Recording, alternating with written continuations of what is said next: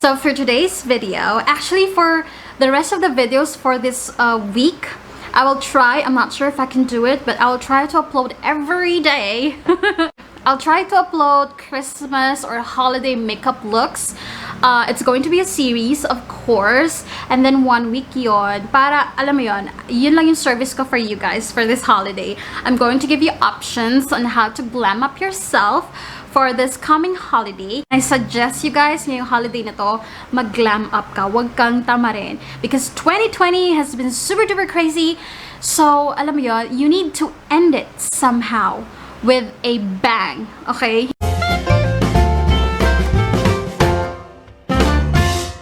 So yung mga makeup suggestions ko won't be just for Christmas. You can use them for New Year's as well. So alam mo yon, chararat man yung naging 2020 natin, gandahan mo naman yung sarili mo sa ending, day!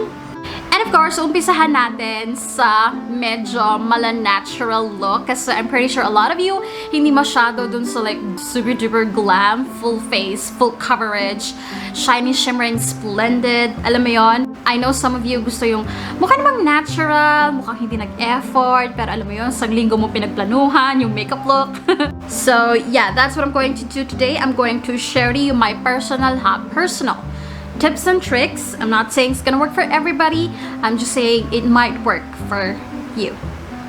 Okay, so first trick, you guys, is to exfoliate your skin. Don't exfoliate your skin on the day ng, alam mo yon, ng Pasko or ng New Year's or ng get-together nyo, ng reunion nyo, ng family mo or ng friends mo. Exfoliate, I suggest, 2 days or a day before. Wag yung mismong araw because you don't want like, you know, kind of super red face or something. The day kunwari, mag-celebrate na. Syempre, after you take a bath, just ko day, maligo ka, mag-toner ka day, para naman sarado yung mga pores, kalmado yung ating mga pores. Pero alam nyo, ano yung maganda, guys? Kumuha kayo ng ice, ilagay nyo sa damp na face towel, and then yun yung slightly iganon-ganon nyo on your face. Wala kaming tube ice ngayon. so hindi ka matadema sa inyo. Ganon-ganon nyo para kahit pa paano kumalma yung mga pores, and at the same time kumalma yung mga breakouts nyo kung meron man. It also lessens the redness of the breakouts. So after your toner, like mag-iwan kayo ng few minutes after applying your toner, you can now moisturize your skin. Use your favorite moisturizer. You gotta moisturize your skin. Super duper important. So, ang gamit ko pa din is yung sa tomato glass skin from Fresh Lab. Put a generous amount, you guys. And then, massage your face. Para kahit papano yung pagka-bloat ng face mo mabawasan. A lip balm din pala while you're prepping. So after a few minutes, maglagay ka naman ng sunscreen or sunblock kahit anong oras pa yung party or get together. You say sunblock kasi it instantly what, Bea? It instantly brightens your skin. Alright, so next step is totally optional. I'm going to use a primer. And actually ito, pwede na to. Pero ako, for holidays, I'm going to use a primer para mas, alam mo yun, extra long lasting. And to give me like the extra healthy looking skin, itong Pond's Glow Up Cream ang gagamitin ko. And I'm just going to put it all over my face. Dahil, lagi niyong idamay ang inyong mga neck. Kahit pa primer yan. Okay, so after 5 minutes, yes, dahil 5 minutes, make sure na bawat lagay nyo, give it like a few minutes para, alam mo yun, mag-settle sa skin nyo. Pero if you've been following me for the longest time, you know that this is not the first time that I'm going to do this. Uunahin ko yung blush. And the blush that I'm going to use is from Pretty Secret Lip and Cheek Soft Glow Tint, and it's in the shade Cool Pink. This is a pretty good blush. It's pretty long lasting and affordable. Parang less than 100 ko lang ata nabili to sa Watsons. I'm warming it up muna. That's another thing you must not forget. Make sure to warm up everything you're going to use on your face. And then I'm just going to put it. And okay lang na makapal siya, guys. Because tatakpan din naman yan ng foundation or BB cream na gagamitin ko later. Kaya ko muna yung blush because this gives me like a more natural, parang I am glowing or I'm blushing from within, and at the same time, mas long-lasting yung blush.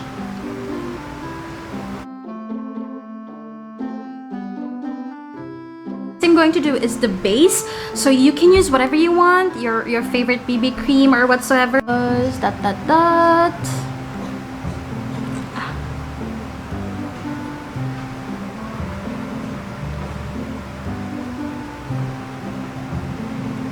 By the way, I'm using yung Revlon Color Stay, pero hindi ko siya gagamitin ng full coverage because syempre gusto nga natin na natural looking.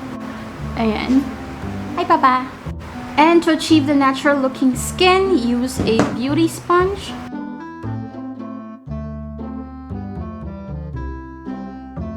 Nabawasan yung intensity ng blush, but we still look like rosy from like within. Next I'm going to do is the eyebrows, and I'm going to use yung current favorite ko, my god, Skin Potions Brow Wonders in the shade medium. Just fill in yung mga areas na meron kang deforestation, if you know what I mean.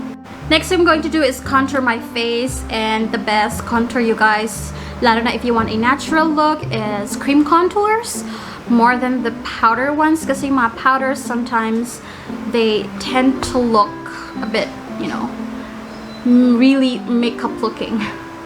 Pero pag cream, para siyang just one with your skin. Alam mo yan. Siguraduhin nyo lang, dai, na super duper blended ha, at wala kayong parang harsh lines. I'm also going to put a little bit of contour cream sa lids para yun na rin yung parang eyeshadow natin. Kasi we have, alam mo yun, well, depende. Pero ako, personally, I have like a natural, a bit dark eyelids and eye bags.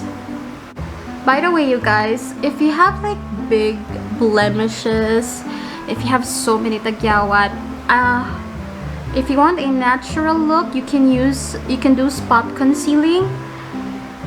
Pero please don't overdo it in covering it. Don't try so hard in covering your blemish kasi magmumukha lang mas magmumukha siyang chararat kapag ang dami mong pinatong na concealer or powder or foundation. At the same time, mas magiging conscious ka pa kasi yeah, natakpan mo siya, pero you can see the bumps. So, alam mo yun, mas mabuti ng malaman ng mga tao na hindi ka nag-effort na takpan siya. Mas hindi nila papansinin yun. Kesa dun sa nag-effort ka ng bonggang-bonggang takpan siya, pero alam mo yun, wala man yung redness or yung mga brown spots, pero like kita naman yung surface, rough surface, then it's pointless. The more na alam ng ibang tao na sinusubukan mo siyang itago or takpan, the more na papansinin nila. Alam mo yun.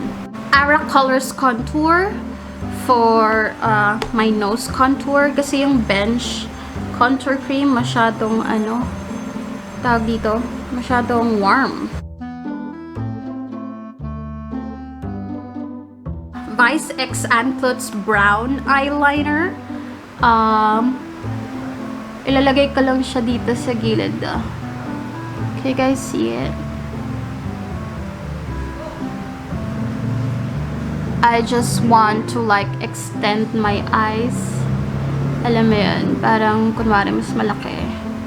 And then eyeline yung pinaka-close sa lash area. Napakadali talagang gamitin ng eyeliner na to, guys.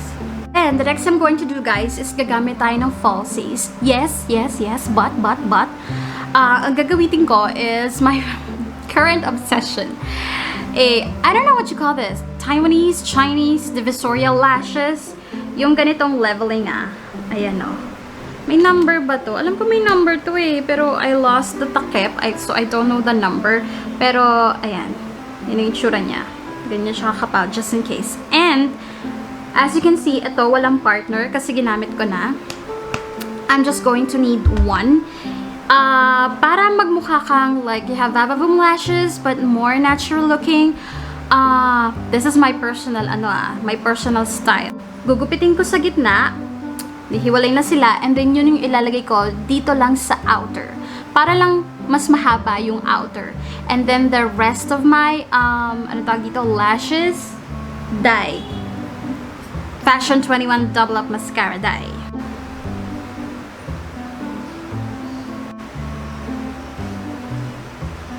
So, ayan na.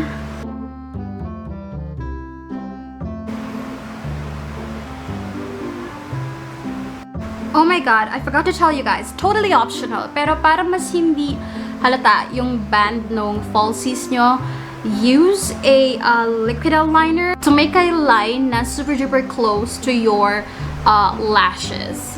Make sure na waterproof though. And make sure na super duper thin.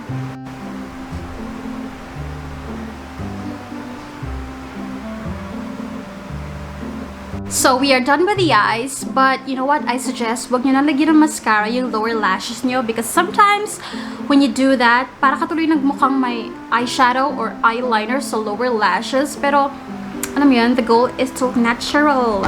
Next I'm going to do is set my face, and I'm going to use itong Skin Potions Glow Dust in the shade Sizzle. Ito na rin yung parang magiging highlighter ko. I'm not gonna use like a separate highlighter kasi etong si Glow Dust is like a powder but it has a little bit of shimmer. Just a little bit. Hindi siya parang like matte, like super duper matte. I'm still going to use my beauty sponge for a more magandang lapat na finish.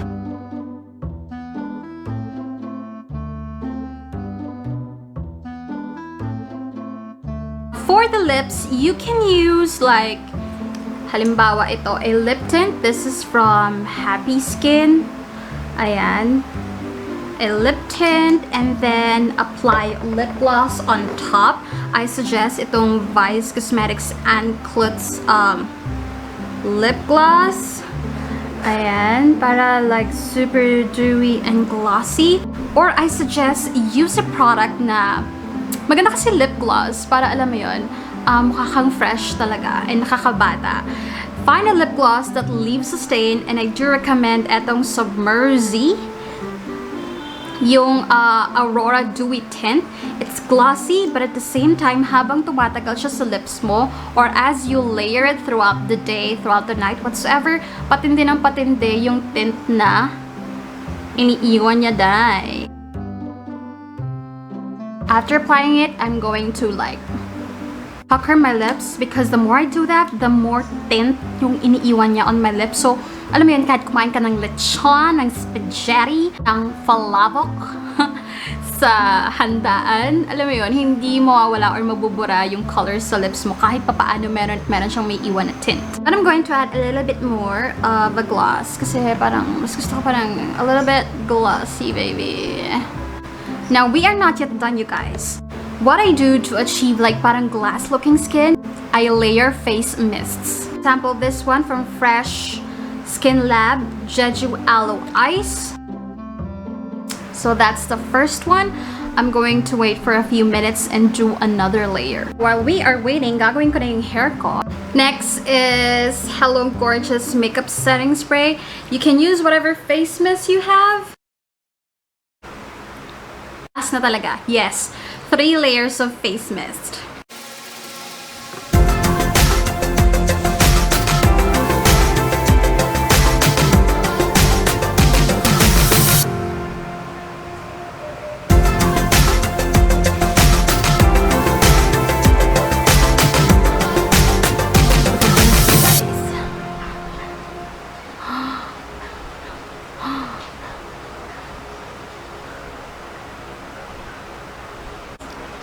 Diba? Nag-iwan siya ng tint.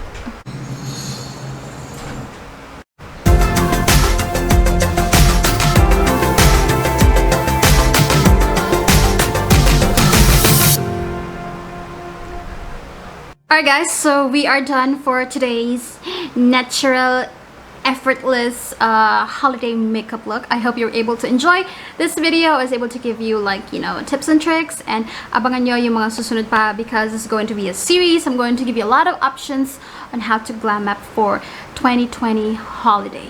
Okay, thank you so much for watching, and I'll see you in my next one. Bye!